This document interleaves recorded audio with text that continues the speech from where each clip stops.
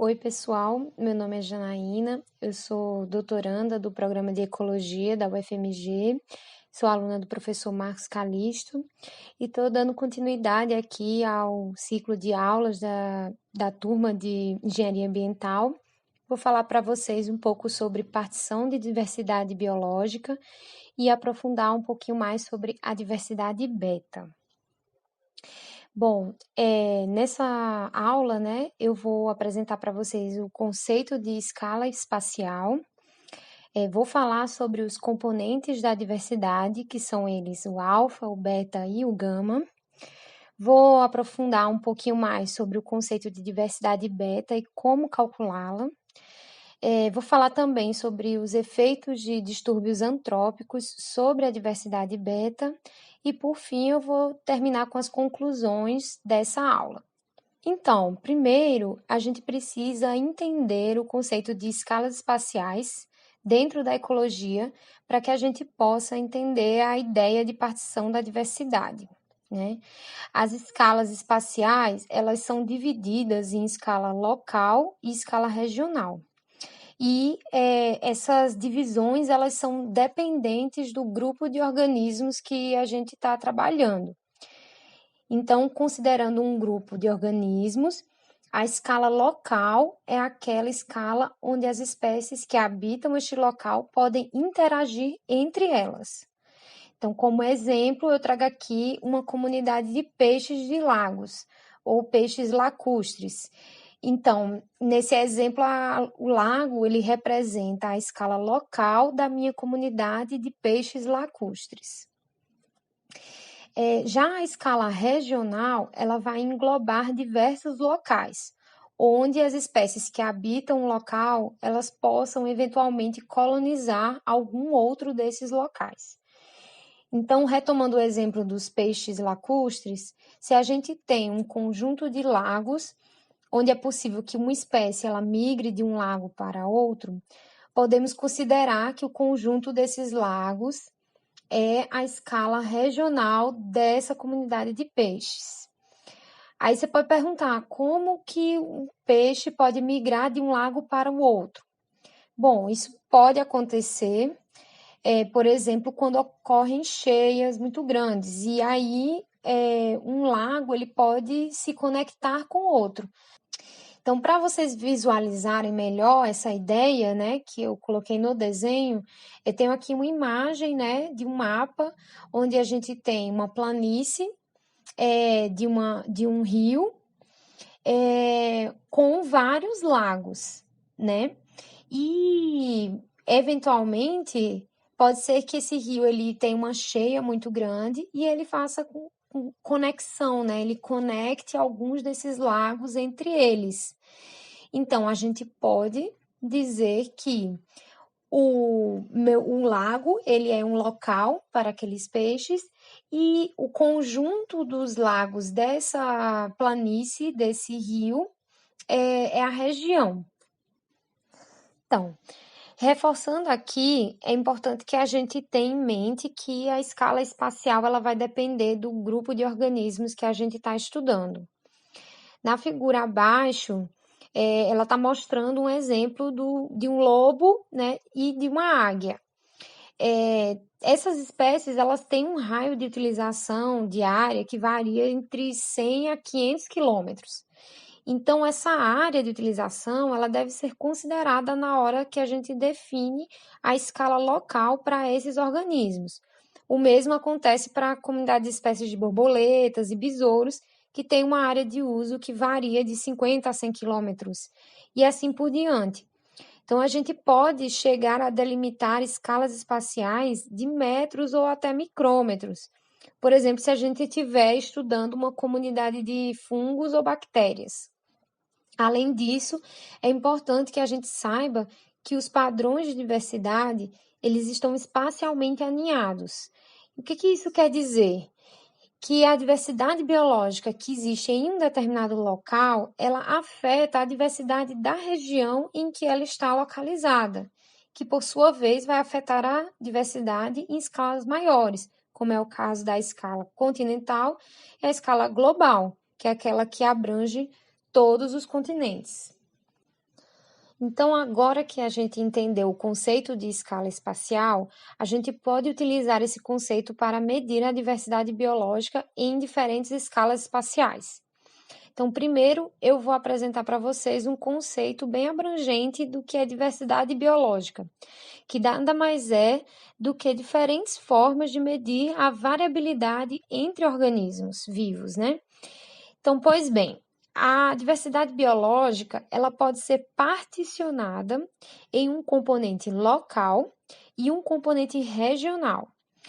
O componente local da diversidade, ele é chamado de alfa e corresponde ao total de espécies diferentes identificadas em um local, que também é chamado de riqueza de espécies. Esse termo, ele é um pouco mais conhecido às vezes pelas pessoas, né? Um local é mais rico do que o outro em número de espécies. Então, já o componente regional da diversidade, ele é chamado de gama, que nada mais é que a soma de todas as espécies encontradas em uma região. Então, vamos ver isso no exemplo ao lado, onde a gente tem 4 lagos. Se cada peixe diferente ele corresponde a uma espécie, a diversidade alfa no lago verde é igual a 5. No lago marrom vai ser igual a 3. No lago verde claro é igual a 3. E no lago azul ela é igual a 2. Já a diversidade regional, que é a diversidade gama, ela vai ser igual a 7, pois esse é o número total de peixes diferentes que ocorrem nessa região. Aí, apresentados os conceitos, né, do componente alfa e gama, eu vou falar para vocês um pouco da história do surgimento do componente beta. Então, em 1960, o Robert Whittaker, esse cara que está na foto, ele se deparou com grande dificuldade para descrever as comunidades de plantas que habitavam as cadeias de montanhas de Siskiyou, no Oregon. Ele queria entender como que essas comunidades elas variavam ao longo de um gradiente altitudinal. Então, ele selecionou várias montanhas, dividiu essas montanhas em diferentes faixas de altitude que correspondiam aos locais. Em cada uma dessas faixas, ele contabilizou o número de espécies, né? Que é aquele alfa que a gente já aprendeu. No final, ele obteve uma série de gráficos bem complexos que mostravam como que essas comunidades de plantas elas se distribuíam ao longo desse gradiente de altitude. Só que ele percebeu que, por exemplo, olhando para esse gráfico, dependendo do tipo de solo da montanha, as plantas que ocorriam em uma determinada faixa de altitude não ocorriam em montanhas que tinham outro tipo de solo. Por exemplo, essa montanha com solos de dioritos, as plantas do tipo subalpina, elas dominavam toda a faixa de altitude de 6 a 7 mil metros. Sendo que na outra montanha, que era dominada por outro tipo de solo, as plantas subalpinas elas tinham que dividir espaço com os pinos, aqueles pinheiros, que por sua vez estavam ocorrendo ao longo de todas as faixas de altitude. Então perceba aqui que dentro de uma região, ou seja, a montanha, as comunidades de plantas elas podem variar a depender de gradientes, né, de condições ambientais, como a altitude, mas de recursos disponíveis, tipos de solo, e até mesmo competição entre organismos. Podem afetar a ocorrência dessas espécies em cada uma dessas faixas. E para tentar mensurar essas variações que ocorriam entre os locais, Whittaker ele propôs uma medida de um novo componente da diversidade biológica. Esse novo componente ele foi então chamado de diversidade beta, né, em que ele mensura a variação na composição de espécies entre locais dentro de uma mesma região de interesse. Então, para isso, ele propõe uma fórmula matemática que diz que a diversidade regional, que é a gama, é igual à multiplicação da diversidade média observada nos locais, que é o nosso alfa, com a diversidade beta. E assim, então, esse novo componente da diversidade, ele teria o poder de conectar e explicar mudanças que ocorrem de uma escala espacial local para uma escala superior, que seria a regional. Quando a gente passa o componente beta, aliás, quando a gente passa o componente gama para o outro lado da fórmula, a diversidade beta então pode ser calculada pela razão entre a diversidade regional e a diversidade local. E qual o sentido ecológico desse cálculo, né? Bom, a beta-diversidade ela vai nos informar quantas vezes a diversidade regional é maior que a diversidade local. Ou ainda, ela nos diz quantas comunidades distintas são reconhecidas em uma região. Já que a diversidade beta é uma medida de variação na composição das espécies entre os locais, ela pode ser considerada também uma medida de heterogeneidade ecológica. Então, ela vai me dizer quanto uma região é mais heterogênea em relação à outra, né? Quanto que uma região ela varia mais em termos de composição de espécies em relação a uma outra. Então, mais de 30 anos depois, o pesquisador Land propôs uma nova forma de particionar a diversidade biológica. Essa nova forma ela ficou conhecida como partição aditiva da diversidade. E ela é dada pela fórmula matemática em que a diversidade regional ela é igual à soma da diversidade média local, que é o alfa, mais a diversidade beta. Então, passando o gama para o outro lado, a diversidade beta vai ser igual à diferença entre a diversidade regional, o gama, e a diversidade média local, que é o alfa. Nesse caso, a diversidade beta vai expressar o número de espécies que faltam em um local para que este local atinja a diversidade máxima de uma região. Vamos voltar para aquele exemplo dos peixes em lagos para a gente entender como que calcula, então, o beta, tanto da forma multiplicativa como da forma aditiva. Então, a gente tem aqui uma região que possui 7 espécies de peixes. E aí a gente vai ver qual é o alfa de cada um desses lagos, né? Que é a diversidade local. Então, na Lagoa Rosa, a gente tem 7 espécies de peixe. Na Lagoa Azul, a gente tem 4. Na Lagoa Marrom Clara, a gente tem 4. E na Lagoa Marrom Escura, a gente tem 3. Sendo assim, o alfa médio, né, que é a soma do número de espécies em cada um dos locais dividido pelos locais, vai ser igual a 4,5. Sendo assim, o beta multiplicativo é a razão entre gama sobre o alfa médio. Então, vai dar um beta igual a 1,5. Isso quer dizer que há 1,5 comunidades de peixes distintas nessa região. Já o beta aditivo, né? Ele vai ser calculado da seguinte forma: vai ser o gama menos o alfa. Então, vai ser 7 menos 4,5, que vai dar, então, 2,5.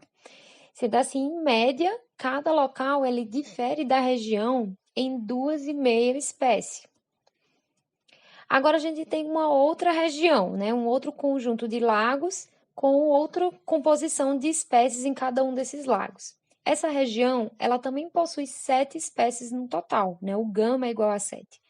E aí a gente vai calcular agora o alfa local para cada um desses lagos. Então, no Lago Rosa, o alfa é igual a 3, na Lagoa Azul o alfa é igual a 2, na Lagoa Marrom Clara é igual a 2 também o alfa, e na Lagoa Marrom Escura o alfa é igual a 1, só tem uma espécie. Sendo assim, o alfa médio ele vai ser igual a 2, que é a soma das espécies em cada um dos locais dividido pelo total de locais. E o beta, então, vai ser a razão de 7, que é o gama, dividido por 2, que é o alfa médio, que vai dar igual a 3,5. Sendo assim, há 3,5 comunidades de peixes distintas nessa região. E o beta aditivo vai ser igual à subtração entre a diversidade gama, que é 7, menos o alfa médio, que é 2, que vai dar, então, igual a 5. E isso quer dizer que, em média, cada local ele difere da região em 5 espécies. Agora eu pergunto para vocês, qual desses locais ele é mais heterogêneo? Vou dar um tempinho para vocês pensarem. Mas então, o local que tem os valores mais altos de beta mostram que esta região ela é mais heterogênea, ou seja, a composição de espécies nesse local varia mais em comparação com a outra região. Bom, eu mostrei para vocês como que a gente obtém o valor da diversidade de beta através de uma abordagem que é conhecida como partição da diversidade, que estão aí reconhecidas pelas fórmulas da partição multiplicativa e a partição aditiva. Mas existem outras abordagens que calculam a diversidade de beta a partir de comparações par a par entre locais, obtendo então um valor de dissimilaridade médio entre esses locais. Nesse caso, nós não precisamos calcular a diversidade regional gama. Então, dentro dessa abordagem, existem diversas propostas de índices matemáticos para se obter o valor da dissimilaridade. Eu estou aqui trazendo um dos mais famosos, que é o índice de dissimilaridade de Jacquard, que leva em conta apenas a presença ou ausência das espécies nos locais. Mas também tem outros que levam em consideração a abundância relativa das espécies. Essa figura, ela explica melhor a ideia de cada uma dessas abordagens. Então, a partição da diversidade, ela leva em conta a diversidade alfa de cada local e a diversidade gama regional, enquanto que a abordagem de pairwise, ela compara par a par cada local e nos dá um valor por pares ou também um valor médio entre os locais. Então, bora para um exemplo de como calcular esse índice de similaridade de Jacquard. A letra A ela é igual ao número de espécies compartilhadas entre um lago marrom e um lago azul. B é o número de espécies exclusivas só do lago marrom, enquanto que C é o número de espécies exclusivas do lago que ocorre no lago azul. Então, no final, a gente vai obter um valor de 0,5. Então, o índice de similaridade de Jacquard, ele varia de 0 a 1. Sendo que os valores mais próximos de 1, eles apontam que as comunidades são mais dissimilares entre elas, enquanto que valores próximos de 0 mostram que as comunidades elas são mais similares entre elas. Entendido como que a gente calcula a diversidade beta, eu vou mostrar para vocês que as variações que ocorrem na composição de espécies, ela pode seguir dois padrões diferentes, que são eles o aninhamento e o padrão de rotatividade. Então, pegando o exemplo do slide anterior, aquelas duas regiões apresentam padrões de variação de composição de espécies que são diferentes. Percebam que nesta região, a composição de espécies de um lago corresponde a um subconjunto de um outro lago, que por sua vez é um subconjunto do outro lago, que abarca todas as espécies identificadas nessa região. Esse padrão de variação ele é chamado de aninhamento. Já na outra região, a maior parte da variação da composição de espécies, ele se dá pela substituição quase que completa das espécies que ocorrem de um lago para o outro. Esse padrão ele é chamado de rotatividade ou turnover. Por que é importante a gente entender o padrão de variação da composição de espécies de uma região? Porque esses padrões eles nos ajudam a desenvolver melhor as ações de conservação em uma determinada região. Se o objetivo é conservar um maior número de espécies, no exemplo da esquerda, a gente consegue identificar que existe um local que abrange um conjunto de todas as espécies que ocorrem nesta região. Então, este local ele deve ser considerado como prioritário na conservação dessas espécies. Já no exemplo da direita, como os locais eles possuem espécies diferentes entre eles, que são complementares entre si, nós teríamos que ter que selecionar vários locais diferentes para conseguir conservar o maior número de espécies de peixe nessa região. Existem diversas formas de utilização da diversidade beta para que a gente possa entender as mudanças na composição de espécies ao longo de gradientes ambientais ou ao longo do tempo, ou mesmo quando algum distúrbio humano ali acontece. Através do cálculo da diversidade beta, é possível acompanhar as mudanças que ocorrem em um local comparando com os outros locais dentro de uma mesma região ou entre regiões. Também a gente pode acompanhar mudanças ao longo do tempo, ou medir como que a composição de espécies está mudando em uma região em relação à outra. Também, por meio de cálculos de diversidade beta, a gente consegue saber em qual escala espacial há uma maior variação na composição de espécies. E isso também nos ajuda a definir a escala espacial que é prioridade na conservação. Como a gente vê aqui nesse estudo de Castro e colaboradores, que avaliou a diversidade de insetos aquáticos em riachos. Eles viram que a maior variação na composição ocorre dentro do próprio riacho e entre riachos, enquanto que entre bacias hidrográficas não houve tanta variação. E também eles viram que o turnover é o padrão de variação dominante em todas as escalas, ou seja, tem uma troca de espécies grande de um transecto para o outro, também de um riacho para o outro e também entre as bacias. Uma outra ideia de utilização do conceito de diversidade beta foi proposta por Legendre e De Cáceres, e que é uma medida de quanto que um local ele contribui para a diversidade beta numa região. E esse valor ele é dado pela sigla LCBD.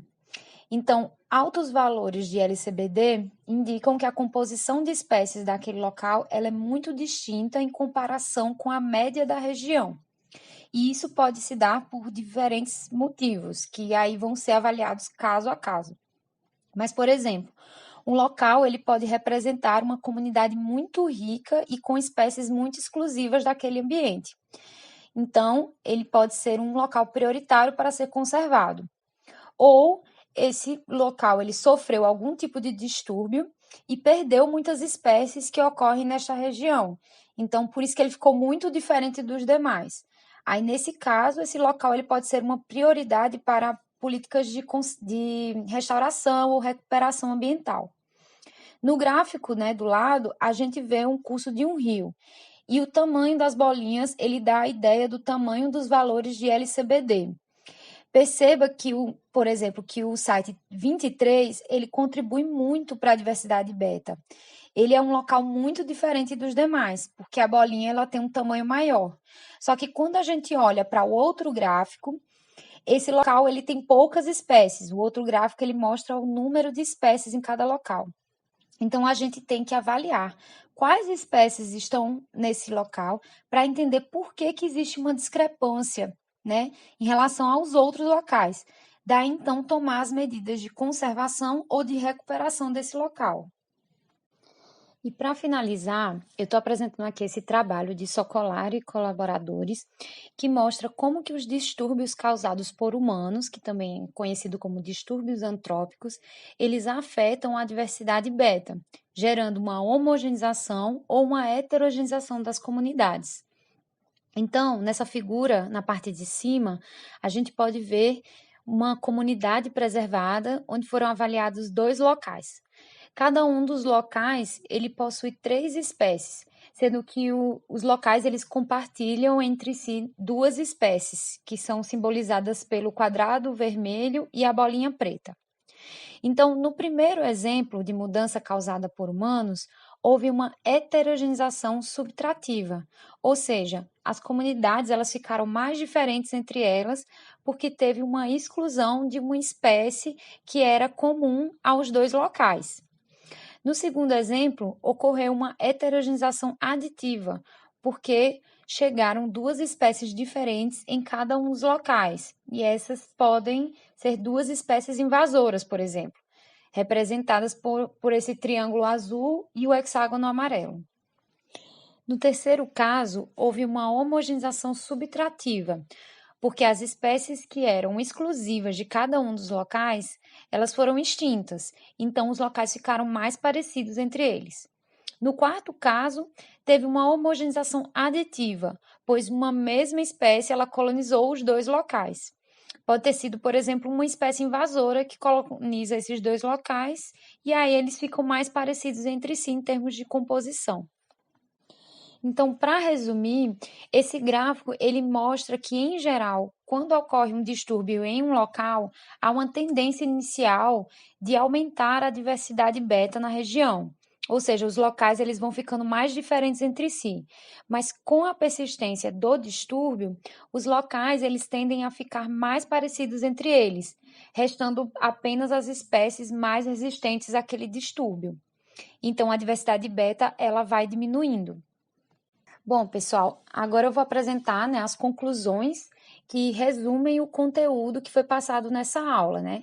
Primeiro, né, a gente entendeu que a diversidade ela pode ser particionada em 3 componentes, que são eles a diversidade alfa, beta e gama. A diversidade beta ela corresponde ao componente da diversidade que indica a variação na composição de espécies entre locais de uma mesma região. A diversidade beta ela é resultado de 2 principais mecanismos, né, que são o aninhamento e a rotatividade. A diversidade beta ela pode nos ajudar a revelar os mecanismos que levam a mudanças na composição de espécies ao longo de gradientes, sejam eles temporais, espaciais e ambientais.